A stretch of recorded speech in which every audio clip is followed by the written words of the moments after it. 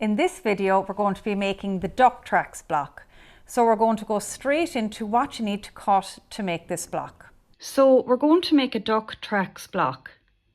And to do that, we need 8 2-inch squares in our background fabric. Then in fabrics from the same colour range, we need 2 2-inch by 3.5-inch rectangles in one shade and 2 2-inch by 3.5-inch rectangles in a darker shade. Then we need 2 2 3/4-inch squares in a complementary or contrasting colour and 2 2 3/4-inch squares in your background fabric. So the first thing we need to do, we need to get 4 of the 2-inch background squares and draw a line on the diagonal of each of the 4 of those. And then we're going to get our 2 2 3/4-inch squares in the background fabric and in the complementary colour, and we're going to cut them in half on the diagonal. So the first thing we're going to be doing is we're going to be making 4 half square triangle units. The method I like to use to make these is to cut my fabric bigger than necessary at the beginning and then trim them down afterwards to the correct size.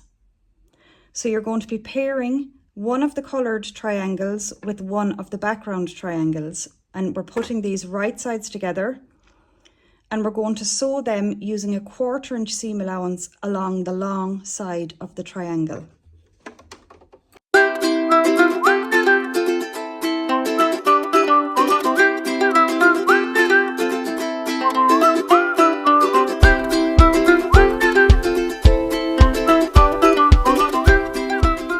The next thing we're going to do is we're going to iron those half square triangle units, and to do that we're going to iron towards the coloured fabric.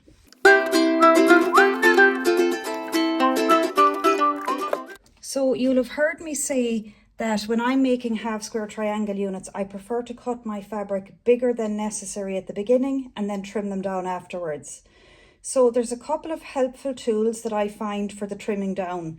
One of them is a rotating mat, and I particularly like the OmniGrid one because I love these grooves here on the side. They just allow your fingers to slot in to swivel the mat as you need to. Then the other thing I find really helpful is a square ruler, and you really need a ruler that has a diagonal line on the 45 degree. So what you do, we want to trim these down to 2 inches. So I'm placing my 45-degree line along the sewn line, and I'm going to trim it down from there. The first thing I like to do when I'm trimming, sometimes as you're cutting, your rotary cutter, especially when you're coming up to a point where there's more than one layer of fabric, it can push your fabric under the ruler. So I like to nick it at the top here first and then cut up to that point. Then I'm going to swivel my mat. And again, here at the point where I've extra fabric, I'm going to nick it first and then I'm going to cut away. Now, if your ruler isn't the exact size of the square you need, so we need these to be 2 inches and my ruler is 2.5.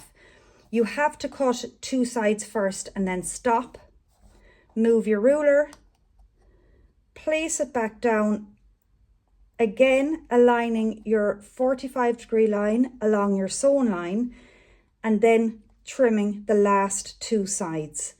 So again, where I have extra fabric in the seam here, I nick that first and then I cut towards that.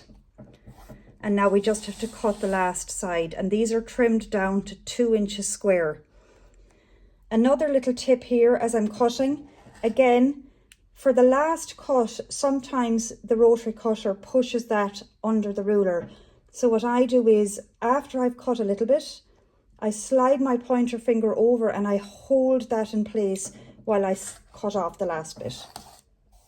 And there we have a lovely 2-inch perfect half square triangle.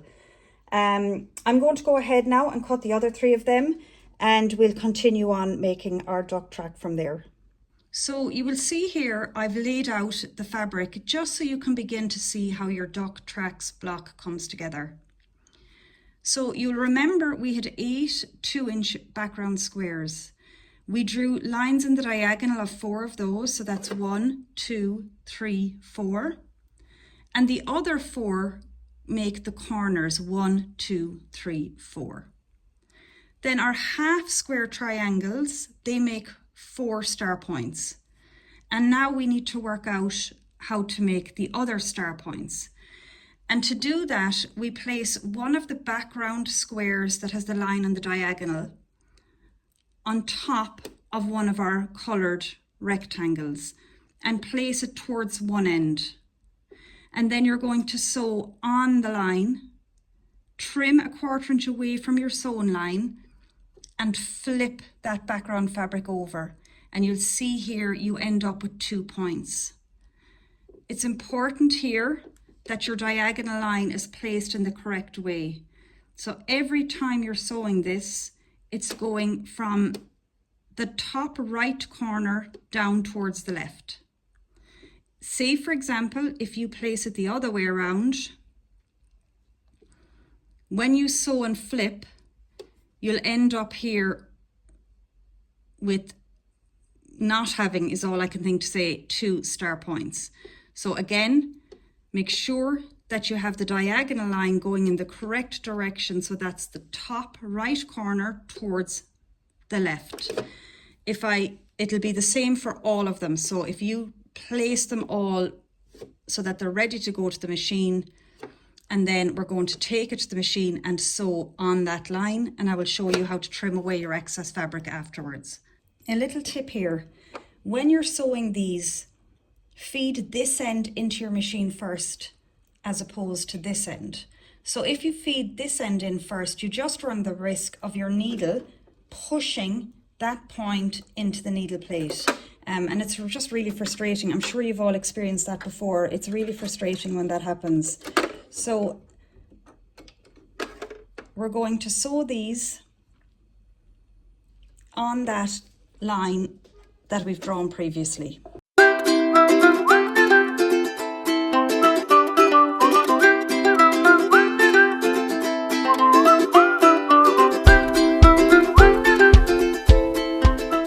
So the next thing you do, you cut a 1/4 inch away from the sewn line, and you just do that to reduce excess. So there's one I've done earlier. To do that, here's my unit. I have my sewn line there, and I'm just getting my ruler and I'm cutting a 1/4 inch away from that line. Make sure you cut off on the right side. You don't want to ruin your piece and cut off down here. This will flip over and create your star points. So you're going to continue on with those 4 units and just cut away that excess fabric and discard it. So typically in patchwork and quilting, we're taught to iron our seam allowance towards the darker fabric. And we did that in our half square triangle units. The reason for that is that you don't want to see the shadow of your seam allowance through on the lighter fabric. But it doesn't always make sense to do that. So in this case, we're going to iron our fabric or our seam towards the lighter fabric for these 4 units. And the reason we're doing that is when we eventually get to put these together, we want those seams to be able to nest up against each other like that. And the reason we want to do that is we want to be able to have nice sharp points here. And by nesting the seams, it gives us the best chance of being able to do that. So you'll see here now, I've laid out everything again, and we're ready now to start putting our duck tracks block together. And we do that by creating 4 corners. So to make our 4 corners, we sew our half square triangle unit to one of the 2 inch background squares. And when they're joined together, we add them onto that. And we repeat that for each corner. So I'm going to go ahead and do that now. So a little tip here. When you're joining your background fabric to your half square triangle unit, feed in the 2 single layers of fabric first, as opposed to the corner that has the seam allowance from your half square triangle unit. It will just reduce the possibility of your machine pushing your points into that needle plate. And when you're finished doing that, you're going to be ironing your fabric towards the light background fabric. Again, that's the opposite of what we've been taught. So we've typically been taught to iron it towards the dark fabric, but in this case we're ironing it towards the lighter fabric because you've less bulk in that direction. And I like to be able to see this point here so that when I'm joining it to the next block, I know I need to keep my seam allowance this side of the point. I hope that makes sense. I'm now stitching these units together.